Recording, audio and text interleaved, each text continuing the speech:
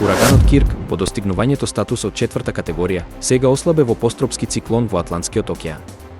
Има максимални ветрови од 125 км на час, а Националниот центар за урагани ја заврши предупредувачката програма за оваа бура.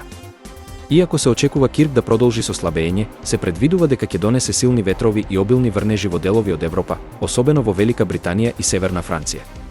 Остатоците од ураганот се очекува да ја погодат северозападна Франција во среда, носејќи со себе интензивни дождови и ветрови со брзина до 130 км на час.